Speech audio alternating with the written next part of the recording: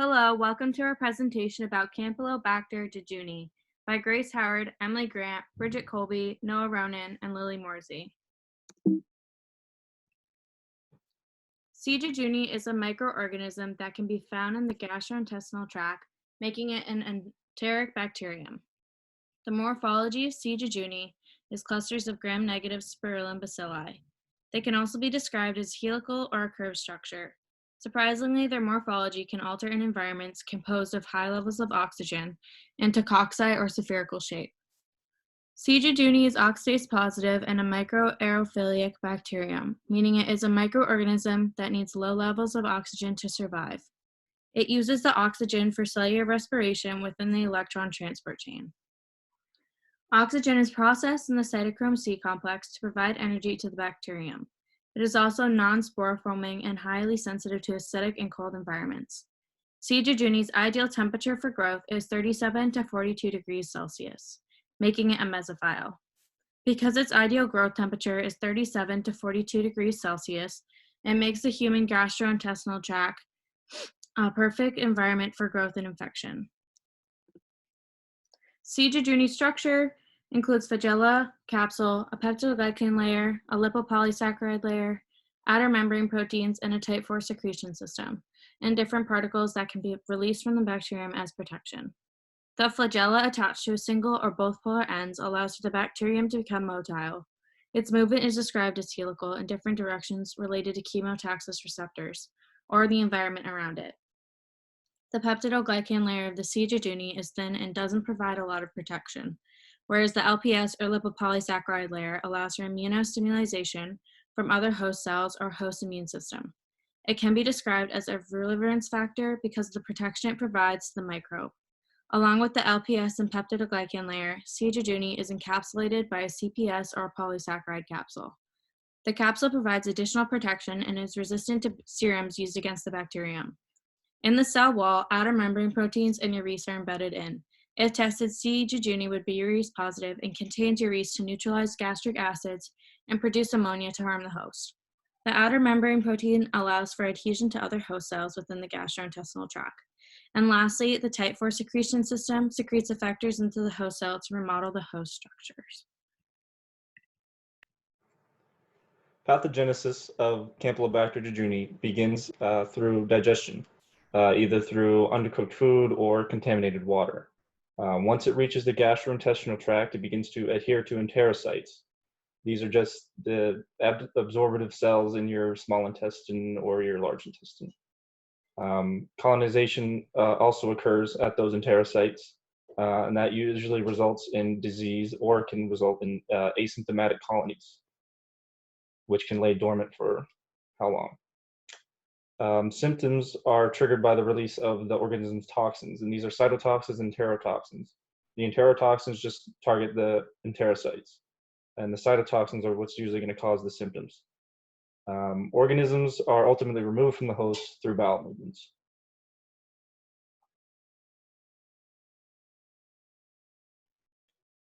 C. jejuni has quite a few virulence factors. The first would be its flagella, which is encoded through the FLAA and the FLHA genes.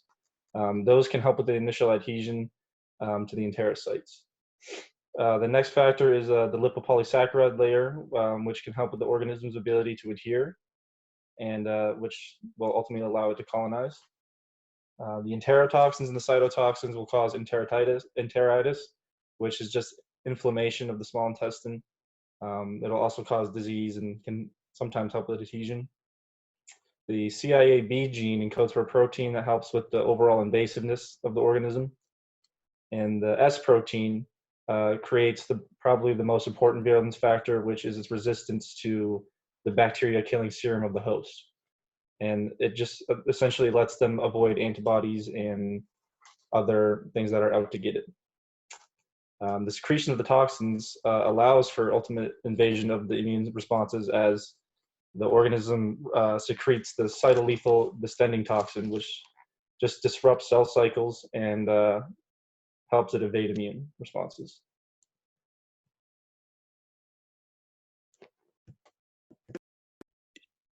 Campylobacter jejuni causes around 1.5 million illnesses per year. It is the most common cause of food poisoning in the U.S. Disease symptoms usually occur between 2 to 5 days after infection, but can range to between 1 to 10 days after infection. The most common symptoms include diarrhea, which can be bloody, abdominal pain, fever, headache, nausea, and vomiting. Some complications include bacteremia, hepatitis, pancreatitis, and also miscarriages have been reported. Post-infection complications include reactive arthritis and neurological disorders. An example of a neurological disorder that can be caused by our organism is Guillain-Barré syndrome. It is a rare autoimmune disorder where a person's own immune system damages the nerves, causing muscle weakness and paralysis, similar to polio. Deaths from this disease are rare and usually only occur in very young pediatric patients, in the elderly, or in those with comorbidities such as AIDS.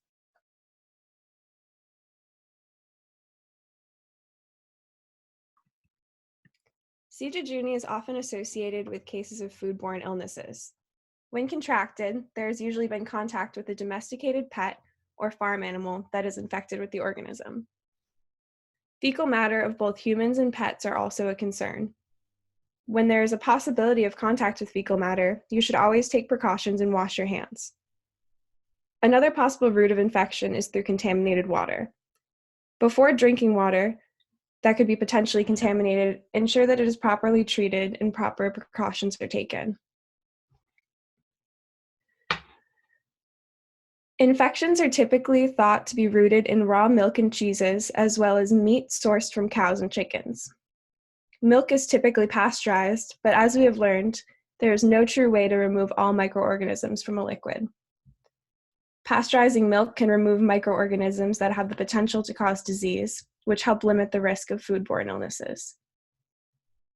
When considering how to control the spread of C. jejuni, I believe it's important to reiterate the need for proper handling of meat.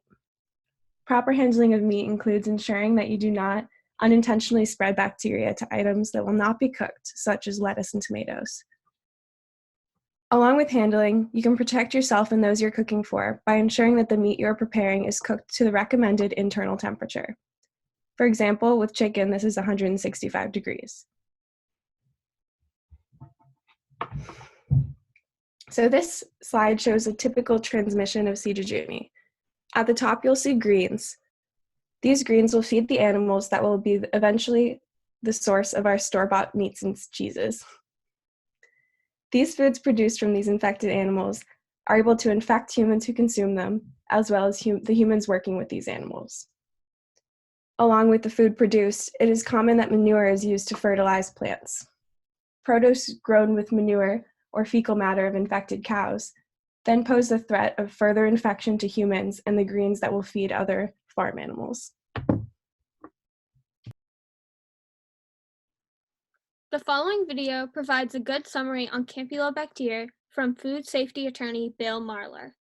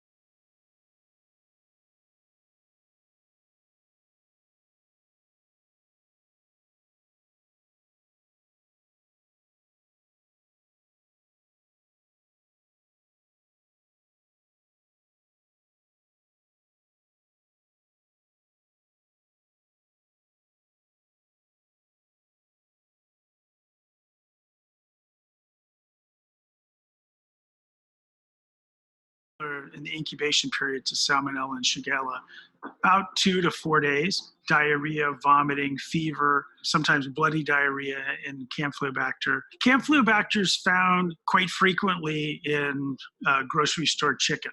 If we went to the grocery store today and bought 10 chickens, we would find Campylobacter on 9 out of the 10. That's why it's really important to cook chicken to 165 degrees internal temperature. That's why when you're cooking your turkey or you're cooking a full chicken, why using a thermometer is so vitally important. The biggest risk in Campylobacter, in my view, is cross-contamination of surfaces in a kitchen, whether it be a commercial kitchen or your home kitchen, or cross-contaminating it with food items that you're not going to cook, like lettuce or fruit and vegetables. So handling chicken or poultry in your kitchen, you've got to be super careful about how you're handling it, where it's been, and making sure those surfaces are clean. Everyone can get Campylobacter, but if you have a healthy immune system, you'll be sick for a few days and you'll get better. If you're, elderly or you're young or you're pregnant, those are the people who are most vulnerable and likely to become the most sick and have the most long-term consequences.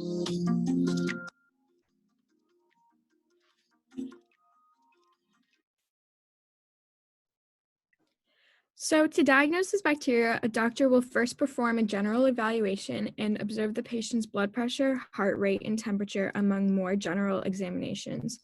The doctor may then run cardiovascular and lung examinations to ensure that those are okay as well. Then the doctor will take a stool sample and perform the gram stain to look for the bacteria, specifically looking for gull wing shaped gram-negative rods. And in this picture, the arrows are pointing to the gull wing shaped pink rods to portray what a sample of infected stool would look like. Some tips to prevent infection would be to first treat raw meat as if it is already contaminated and make sure you're not putting your hands in your mouth after you're touching it. You should also always refrigerate meat after it is purchased to prevent the growth of bacteria. Additionally, you want to cook meat to the appropriate internal temperature to inhibit the growth of bacteria. Also, you should always wash your hands, especially after handling meat or touching any animals that could possibly be infected. Lastly, make sure any water you're drinking is clean. So for the treatment of this disease, doctors usually don't prescribe antibiotics, in most cases don't even make it to the hospital. A person who is infected will be advised to make sure they are drinking enough liquids to offset the diarrhea. Someone with severe symptoms may be prescribed antibiotics, however, this is not normally the case. A patient who should be prescribed antibiotics will perform a series of tests to evaluate exactly which antibiotic will be the most effective. And here are the sources that we used.